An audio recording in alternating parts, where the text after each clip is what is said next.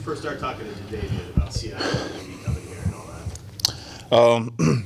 I had just been keeping in touch with him throughout the off season because I'd been in a similar situation with my contract dispute, and just checking in with him, making sure his head was good and he was, in good spirits and working hard, without any knowledge that this could even take place.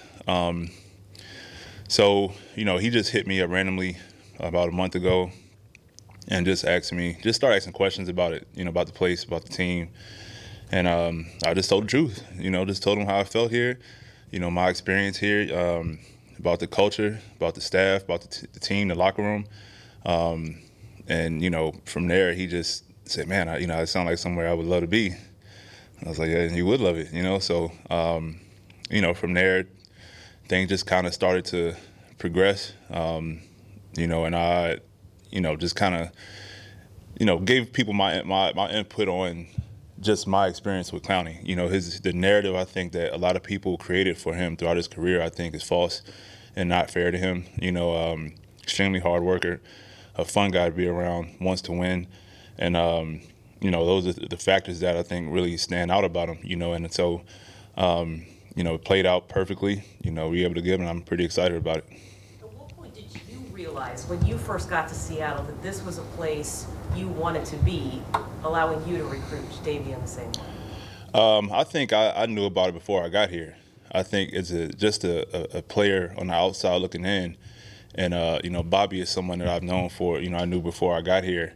And I told him, you guys have a great locker room. Like, just watching the way that the players conducted themselves and held each other accountable, but it was a brotherhood. And just from the outside looking in, it was just something that looked great.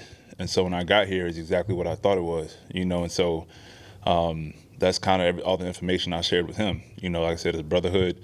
Guys play extremely hard for each other. When I got here the first year, we were in a lot of games that came down to 2 minutes, and there was never any doubt in anyone's mind that we wouldn't come back. So, and I was like, that kind of feeling is not felt everywhere. Sometimes you get down a couple touchdowns and guys are just kind of going through the motions. And here, it's a competitive atmosphere, and it's a lot of fun being had. You work hard. I was like, you work extremely hard, but we have fun doing it. And he's been able to experience that just in the short time he's been here. What do you know about him as a player that maybe other people don't know? Well, I practice against him a lot. So, obviously, I think he's well respected across the league as a player by offensive linemen, by quarterbacks, by offensive coordinators. So I got a chance to practice against him, and he's just a freak athlete. I think everybody knows that. He's been working a lot on his moves and just his craft over the years. I haven't played against him or practiced against him in a couple of years, so I'm excited to see what it's going to be like again. But just a great competitor. He's a game changer, and I think he just brings a lot of attention. From ways you have to scheme for him. So I think he can definitely help us a lot. You mentioned scheming for him. When a team has kind of two edge guys like Clowney and on, so what for an offensive line, what does that do when you're dealing with two guys about? You can't really slide to one. Like, if you have one that's dominant and one that's kind of mediocre, you bring your attention to the more dominant force. You slide the protection there, bring guard help. You want to chip with a back or something. When you have two guys on the edge that can rush like they do, the tackle is going to be on an island for the most part, and that's how they like to work, one-on-one. And it's going to be exciting to see. I've played against Ziggy. I know what he's capable of. I practice against Clowney a lot, and you watch both of those guys on film. They stick out. So then you can do so much because Clowney can play inside. You can put them on the same side. And it's just a lot of the combinations are endless. So I'm excited to see what they can do. Clowney did a smart thing by not signing his franchise tag when offered. Got a lot more leverage out of it. Do you think that's perhaps a bigger deal from the standpoint of players getting more control over their futures? I think it's been a great thing. I think it's been a great thing. Obviously, you're going to get the scrutiny. Whether it be from the team or from the fan bases. I think, but in our profession, however things play out, to be able to control your destiny is something that we all would like to be able to do. I was somebody that was fortunate to be able to get in a better situation than I was in, and he's been able to do it. So it's not easy. It's not easy. So I'm happy it all worked out for him. What's the move you can take credit for in helping Jadeveon perfect? What's that? What's the move you can take credit for that you helped Jadeveon perfect? The move? I don't know if I can take credit for anything. I don't know. Like I said, I haven't been around him in a couple of years. I just remember him, asking me a lot of questions. Asking me a lot of questions on what could work, what couldn't work. Me going against him and telling him, try to extend your arms more. You got long arms. Don't let the guy get a hold of you. Keep his hands off you. Just things like that, little tools that I think could help him. Obviously, he's really progressed into a better player than he was when I was there. So I look forward to having more of that. Him making me better, me making him better in practice, and going from there. Did you enjoy kind of sending all the Seahawks fans into a tizzy with your tweet? Yeah, I was a little premature. I didn't think as many people would look into it as they did. But, man, was I wrong. I think I caused a lot of people to lose some sleep that night. And I'm sorry for that, but it worked out. I decided to have a little fun. And, obviously everyone was trying to see what was going on. People started calling my phone at like 4 a.m. I didn't give him anything. But, that was a good time. I don't think he really knew what was going on. I think he was just playing around with it. He was up at night and just decided to have some fun with it too. So I guess his mentions were blowing up like mine were. How did Clowney handle that rookie year, the knee, missing 12 games, the #1 overall pick? It was hard on him. I think as a competitor, anyone that wants to be great, you hate not being out there. And, his injury came from the divot in the field. It was not something that he could really control.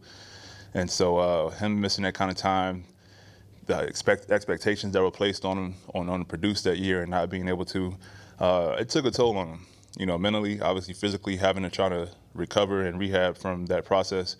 It was a lot. And I was there during that time and, just remember having talks with him on how to try to, walk him through that. And that's why I say the narrative that was placed upon him is kind of unfair because I know what was going on back then. And so the people that talk about him being injury prone, he's not injury prone. He had a very, very significant injury that he was grateful to come back from and be able to become the player he is now. People that say he doesn't love football, it's not true. He loves it. He just wasn't able to perform at a high level for a while. Once he was healthy, you get the player you have now. So I'm just happy it's able, his journey has gotten him here. How did he change those years after that when he came back and how he matured? I mean, the kid's going to mature anyway, but how did that injury? I think it just made him stronger, made him mentally stronger.